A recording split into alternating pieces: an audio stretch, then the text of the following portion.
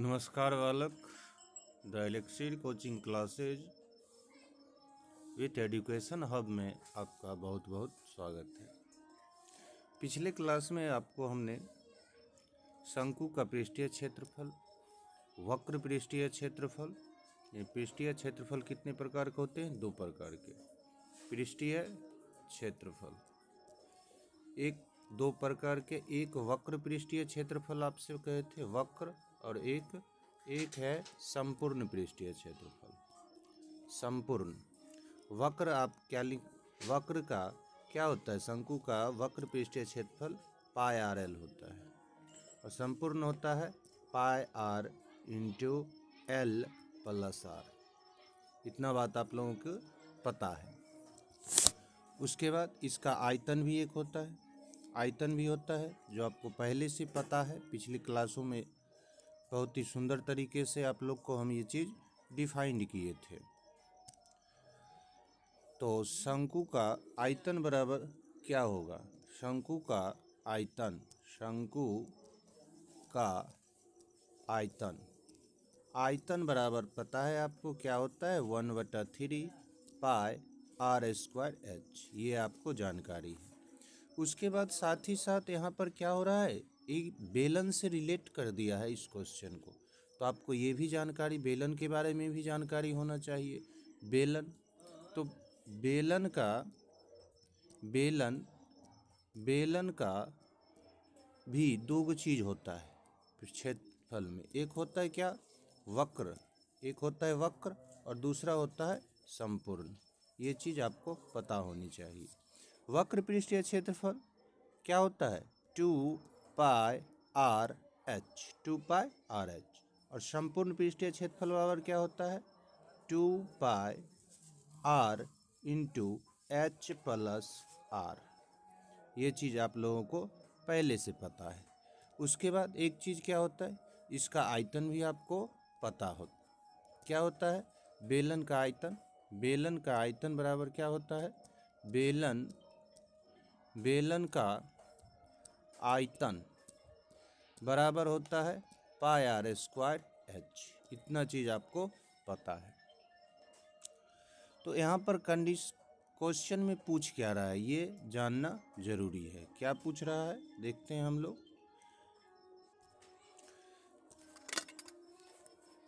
अब हम लोग यहाँ पर आगे देखेंगे, इस क्वेश्चन को पढ़ेंगे। सबसे पहले क्वेश्चन सॉल्व करने का आसान तरीका है, पहले पढ़िए। यदि 280 मिली जल को एक बेलनाकार और एक शंक्वाकार फ्लास्क के दोनों किनारों तक भरा जा सकता है,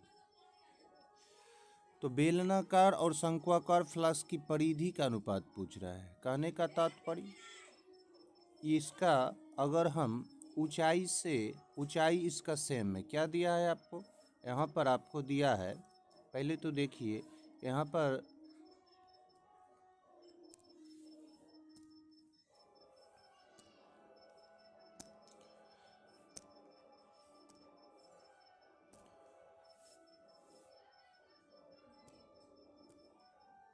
आपके पास दो आकृति है।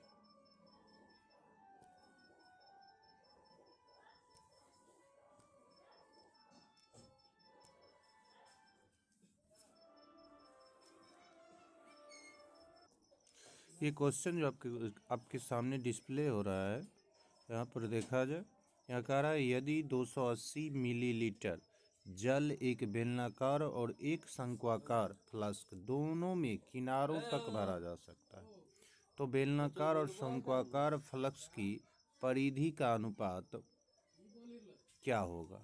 अब सवाल उठता है, यहाँ पर परिधि का अनुपात हमें निकालना है। तो आप यहाँ से त्रिज्या का अनुपात तो निकाल सकते हैं। किसका? बेलन की त्रिज्या का अनुपात, बेलन की त्रिज्या का अनुपात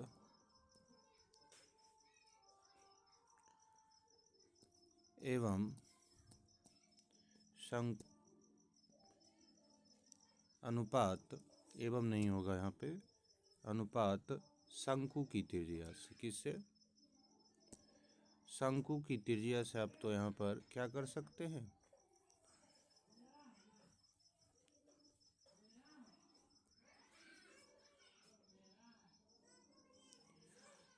एक मिनट,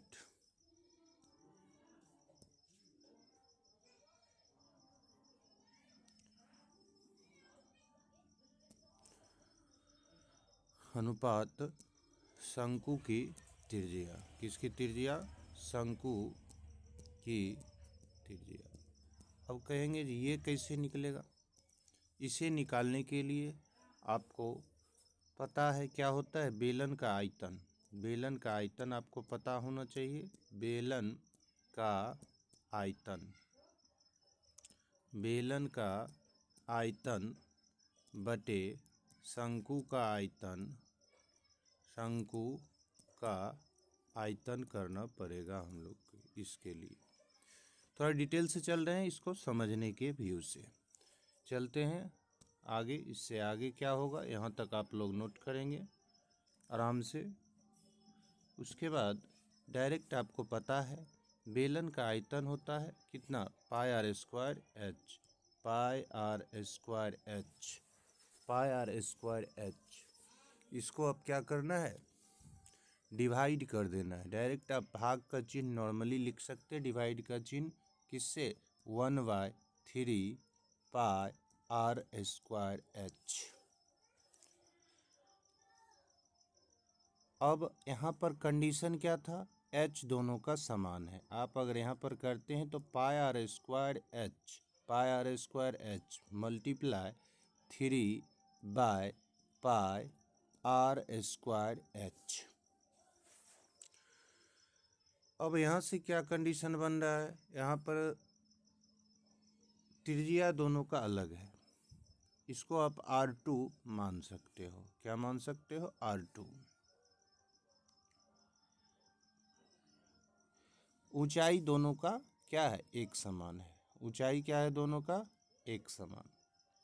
तो पाई भी कट जाएगा यहाँ पर, और क्या, ये पाई से ये पाई गया और एच से ये एच गया। आपको क्या मिला, 3R स्क्वायर बटे R2 स्क्वायर बराबर, दोनों का आयतन सेम है यानी 280 है, तो 280 बटा 280 यहाँ करेंगे। ये 280 से 280 क्या हो जाएंगे, गायब हो जाएंगे। जो ही 280 से 280 गायब हुए तो हमें क्या मिला, 3R स्क्वायर बटे R2 का स्क्वायर, R2 का स्क्वायर बराबर, यहाँ हमें क्या मिल गया, एक, बराबर हमें क्या मिला, एक मिल गया, बराबर क्या मिला, एक मिला।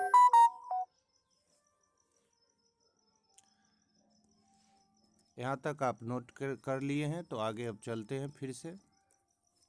एक जब हमें क्या, किसके बराबर एक मिला, हमें मिल गया, एक मिल गया 3R स्क्वायर बटे R2 का स्क्वायर बराबर एक।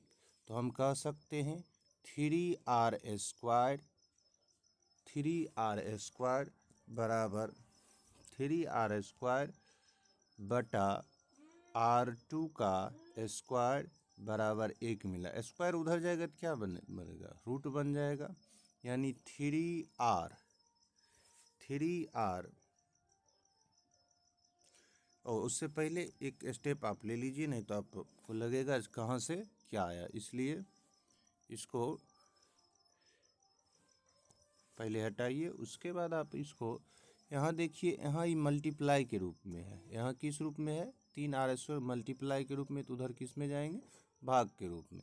कहने का तात्पर्य R स्क्वायर बटे R2 का स्क्वायर बराबर क्या मिल रहा है हमको, 1/3। अब यहाँ कंडीशन एक और बन रहा है, क्या बन रहा है, ये स्क्वायर उधर, कुल मिला के R और R2 दोनों पर क्या है, स्क्वायर है, तो होल स्क्वायर इसको मान सकते हैं। स्क्वायर उधर जाएंगे तो क्या बनेंगे, रूट बन जाएंगे, यानी क्या, R/R2 का स्क्वायर, R/R2 का स्क्वायर क्या हो जाएगा, 1/3 का 1/3 का अंडर रूट हो गया। अब यहाँ क्या त्रिज्या का अनुपात क्या निकल गया? त्रिज्या का अनुपात निकल गया 1:√3।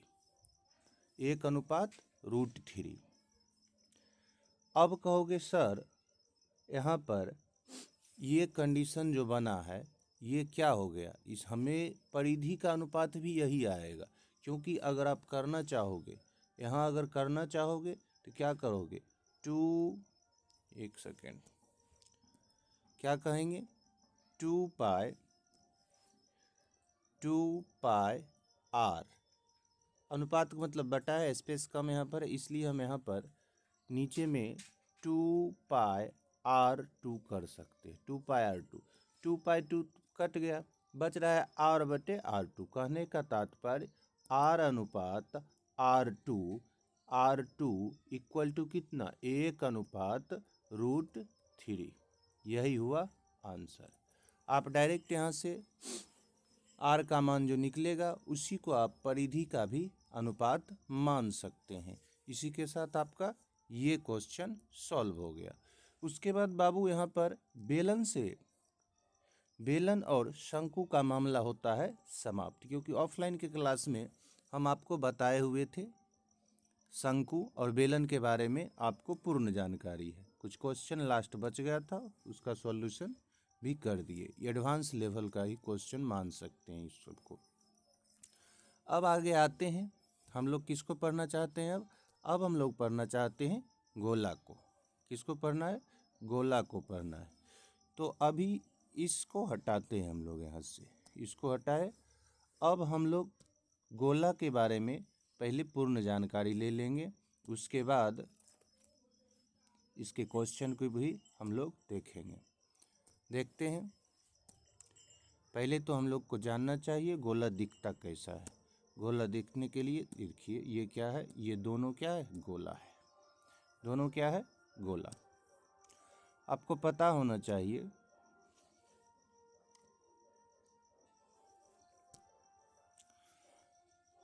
ये क्या है गोला का? ये है यहाँ से केंद्र है, यहाँ क्या है? गोला का केंद्र है। गोला का केंद्र से गोले के क्या है? परिधि तक की दूरी क्या कहला रहा है? त्रिज्या। ये क्या कहलाता है? ये है इसका त्रिज्या है, ये त्रिज्या है। उसके बाद ये भी क्या है? गोला ही है। ये क्या है? आपका गोला है। और ये जो देख रहे हो इसका काट को दिखा रहा था, अगर काटेंगे तो कटेगा तो कैसे दिखेगा? यानी कि ये अगर केंद्र है, ये केंद्र है, तो केंद्र से यहाँ तक की दूरी क्या कहलाता है? त्रिज्या कहलाता है। क्या कहलाता है? त्रिज्या। केंद्र से परिधि तक की दूरी क्या है? त्रिज्या है। केंद्र से परिधि तक की दूरी त्रिज्या कहलाता है। अब देखो, आप लोग को पहले से जानकारी है, दोनों परिधियों को मिलाने वाली, केंद्र से गुजरने वाली सबसे बड़ी रेखा क्या कहलाता है? व्यास। क्या कहलाता है? व्यास कहलाता है। ये आपको जानकारी है। यानी आप कह सकते हैं, क्या कह सकते हैं? व्यास बराबर 2 गुना त्रिज्या। व्यास बराबर 2 गुना त्रिज्या, अर्थात त्रिज्या की दोगुनी क्या होती है? व्यास होती है। वृत्त से रिलेटेड आपको सारे फार्मूला और कॉन्सेप्ट पते हैं। गोला का हम लोग देखते हैं। गोला का जो होता है, गोला एक पूर्णतः त्रिआयामी यानी 3D आकृति है ने। तो गोला का वक्र पृष्ठीय क्षेत्रफल बराबर संपूर्ण पृष्ठीय क्षेत्रफल। गोला का वक्र पृष्ठीय क्षेत्रफल बराबर संपूर्ण पृष्ठीय क्षेत्रफल, अर्थात आप कह सकते हैं क्या? एक गोला का वक्र पृष्ठीय क्षेत्रफल नहीं होता। वक्र पृष्ठीय क्षेत्रफल नहीं होता। जब भी होता तो इसका क्या होता है?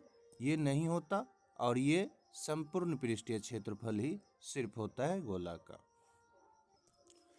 देखते हैं कुछ फार्मूला गोला से संबंधित।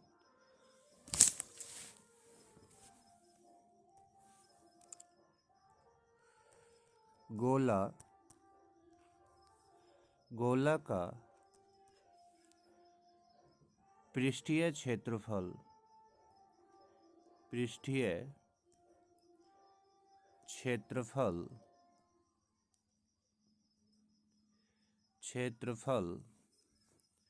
बराबर होता है 4πr²। गोला का पृष्ठीय क्षेत्रफल बराबर 4πr²। अब क्या, गोला का आयतन हम लोग जानेंगे। बस ये दो फार्मूला से ये पूरा चैप्टर खत्म हो जाएंगे। गोला का आयतन बराबर क्या होता है 4/3πr³। 4/3πr³। गोला का पृष्ठीय क्षेत्रफल क्या होता है? गोला का पृष्ठीय क्षेत्रफल होता है 4πr²। गोला का आयतन 4/3πr³। बस ये दो फार्मूला और लगभग इसका क्या किया जाए, प्रॉब्लम सॉल्व हो जाएगा। चलिए अब हम लोग यहाँ पर क्वेश्चन को लगाते हैं। अब क्वेश्चन क्या कह रहा है उसको यहाँ पर लगाना है और आसानी से सॉल्व करते जाना है।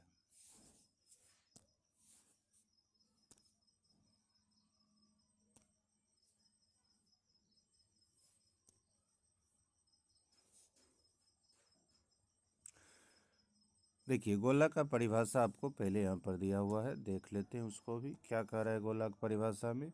गोला एक पूर्णतः गोल त्रियामी ज्यामितीय आकृति है जहाँ इसकी सतह का प्रत्येक बिंदु एक निश्चित बिंदु से समान दूरी पर होता है।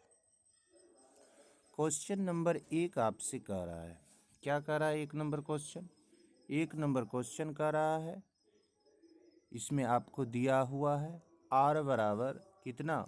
r बराबर 11.5 सेंटीमीटर। 11.5 सेंटीमीटर। उसके बाद सवाल है जो इसका पृष्ठीय क्षेत्रफल बराबर व्हाट। तो आपको पता ही है पृष्ठीय क्षेत्रफल बराबर फार्मूला क्या होता है 4πr²। आप इसको फार्मूला से 4 लीजिए। पाई का मान आपको पता है, पाई का मान क्या होता है 22/7। 22/7 और r का मान आपको क्या हुआ यहाँ पर दिया हुआ है। क्या दिया हुआ है? दिया है, कितना दिया है?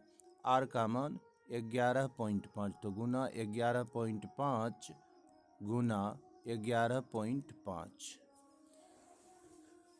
अब इसको सॉल्व करेंगे और आंसर आपका, जब हम इसको सॉल्यूशन करेंगे तो हमें मिलेगा 1662.57 या इसका आंसर आप डायरेक्ट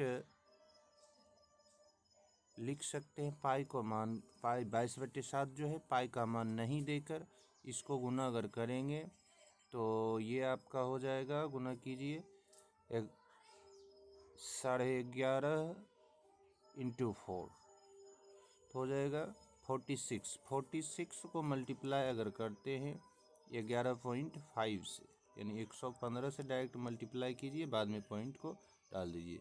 6 × 5 क्या हो जाएगा 30, 0 बाकी 3, 6 3 9 यहाँ पर हो जाएगा। क्या हो जाएगा 9 और 6। उसके बाद ये क्या होगा 4 5 20। 4 × 5 20, 0 4 1 4 और +2 कितना 6 और 4 × 1 4 हो जाएगा, यानी ये हो जाएगा 0 9 6 6 12 1 2 6 6 12 1 2 और क्या 6 6 12 1 2 4 1 5। एक अंक के बाद पॉइंट है तो यहाँ पर दीजिएगा क्या 529 इंटू पाई। 529 इंटू पाई, इसका मान क्या हो जाएगा 529 या 529 into pi. 529 into pi centimetre square. Clear?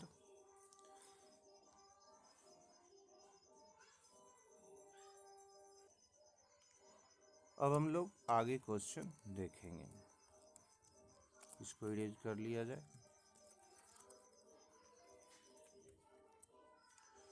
Question number 2 को अब हम लोग देखेंगे। क्वेश्चन नंबर 2 कह रहा है, यदि एक गोले की त्रिज्या यहाँ पर क्या कर दिया हुआ है, क्या दिया है, आर का मान कितना दिया है, 2.1 सेंटीमीटर, 2.1 सेंटीमीटर आर का मान आपको दिया हुआ है। आपको करना क्या है, हमें क्या निकालना है, तो गोला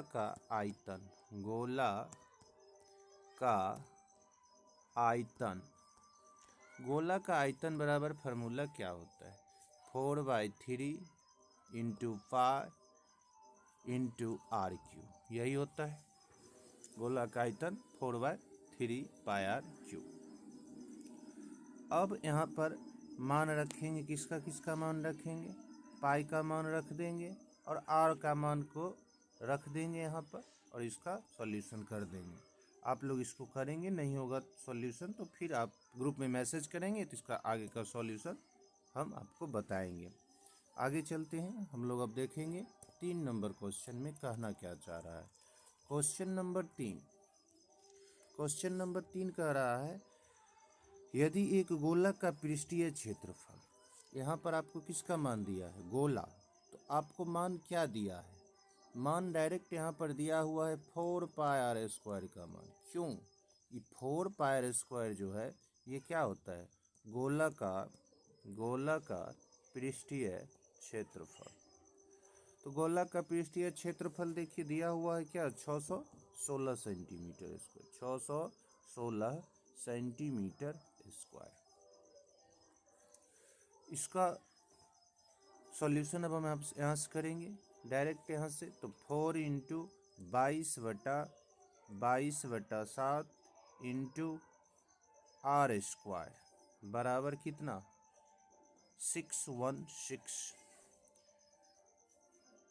आप काट सकते हैं, 22 से कहीं 22 दूनी क्या होता है, 44, 22 दूनी 44, बच कितना रहा है यहाँ पर 17 बच रहा है, तो 22 अठे कितना हो गया, 176, यानी कितने बार में कट गए, 48 बार में, 48 ने 18 बार में कटेगा, सॉरी यहाँ काटने में हम यहाँ 4 लिख दिए, जो 4 होना नहीं चाहिए था। यही होता है दरफराने का परिणाम। 22 दूनी होगा 44, 22 दूनी 44, 22 अठे 4 इकाई 4, 4 सत्ते 28, यानी आर स्क्वायर बराबर क्या मिला, 7 गुना 7। आर बराबर क्या मिलेगा, अंडर रूट 7 गुना 7, इसलिए आर बराबर क्या मिलेगा हमें, 7 सेंटीमीटर। आर का मान क्या मिलेगा, 7 सेंटीमीटर। और जब आर का मान मिल चुका है हमें, तो और पूछ क्या रहा है, यहाँ देखें, यहाँ हमसे पूछ रहा है इसका आयतन क्या होगा।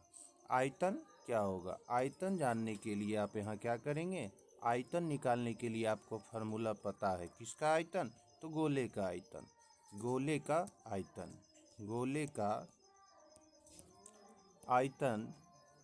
क्या होता है, गोले का आयतन बराबर होता है पाई आर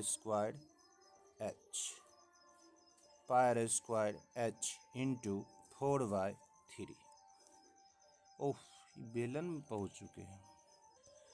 यहाँ पर हमने गोले के बदला बेलन का आयतन लिख दिए, इसको यहाँ से करते हैं डिलीट। हमें गोले का आयतन पता था, क्या होता है, 4/3 pi R cube, 4/3 pi R cube. इस पर मान रखेंगे, क्योंकि आर का मान आपको पता है कितना, 7 सेंटीमीटर। सॉल्व करके आंसर कमेंट बॉक्स में देंगे, कमेंट बॉक्स में अपना आंसर जरूर देंगे। अगला क्वेश्चन आपसे क्या कह रहा है, अगला क्वेश्चन कह रहा है यहाँ पर 6 सेंटीमीटर त्रिज्या वाले इसको और बड़ा कर लिया जाए अगर नहीं दिखता है। 6 सेंटीमीटर त्रिज्या वाले एक गोले को 15 सेंटीमीटर ऊंचाई वाले एक खोखले बेलन में रखा गया है। 15 सेंटीमीटर ऊंचाई वाले खोखले बेलन में रखा गया है। तो रिक्त स्थान का आयतन ज्ञात करें। बेलन की त्रिज्या गोले के समान है। यहाँ पर सारे कंडीशन आपके फेवर में। यहाँ पर अगला क्वेश्चन आपसे कह रहा है, यहाँ पर गोले की त्रिज्या कितना है। गोले की त्रिज्या आपको दिया हुआ है।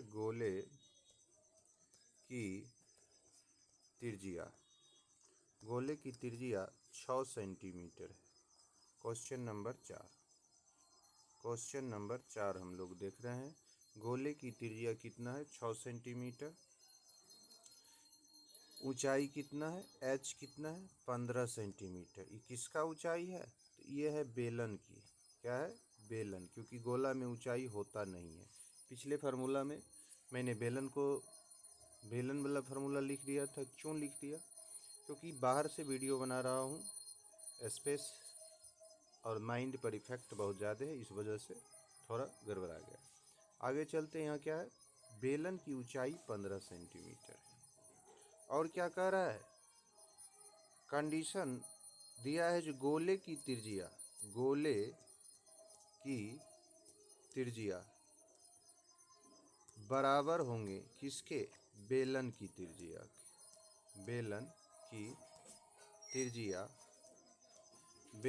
त्रिज्या। कंडीशन इतना चीज आपको दिया, क्या दिया है, 6 सेंटीमीटर त्रिज्या है, बेलन की ऊंचाई 15 सेंटीमीटर है, और क्या, गोले की त्रिज्या बराबर है किसके, तो बेलन की त्रिज्या की। तो आपको पूछ रहा है, यहाँ पर पूछ रहा है, इसमें अगर उस गोले को, किसमें, बेलन में अगर गोले को रखा जाए तो शेष बचे हुए भाग का आयतन क्या होगा। तो आप लिख सकते हैं, बचे हुए भाग का आयतन, बचे हुए भाग का आयतन बराबर बेलन का आयतन, बेलन का आयतन माइनस गोले का आयतन, कहने का तात्पर्य पाई r स्क्वायर h माइनस 4/3 पाई r क्यूब।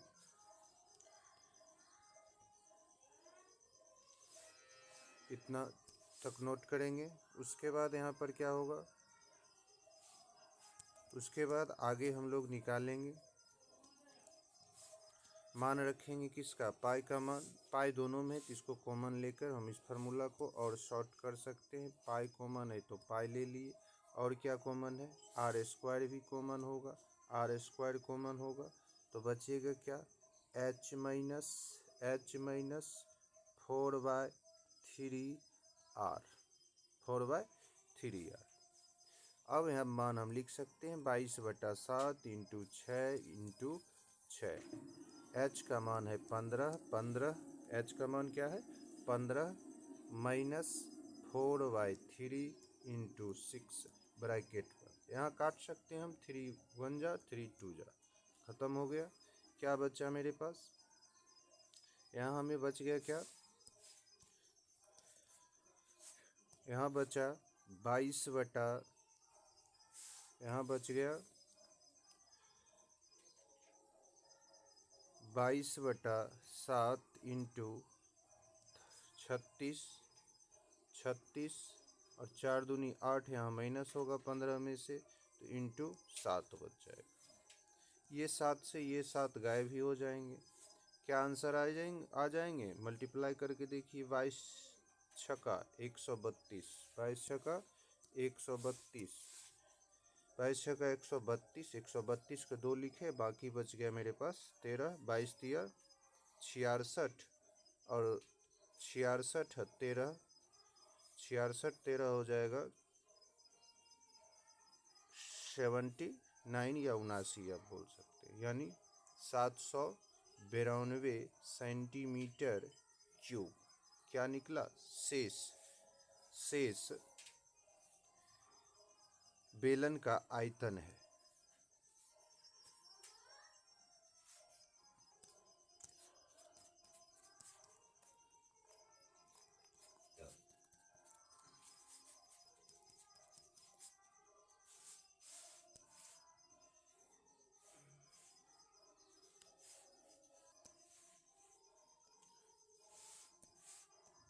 अतः हम कह सकते हैं कि बेलन के बचे हुए भाग का आयतन बराबर 792 सेंटीमीटर क्यूब। हमें आशा और विश्वास दोनों है कि आप लोग को ये क्लास समझ में आया होगा। मैनेज कीजिएगा, क्योंकि हम अभी बाहर से वीडियो बना रहे हैं। हो सकता है वॉइस क्वालिटी अच्छी नहीं हो, कहीं मिस्टेक बोलने में हो गया हो सकता है ये सारे बातें।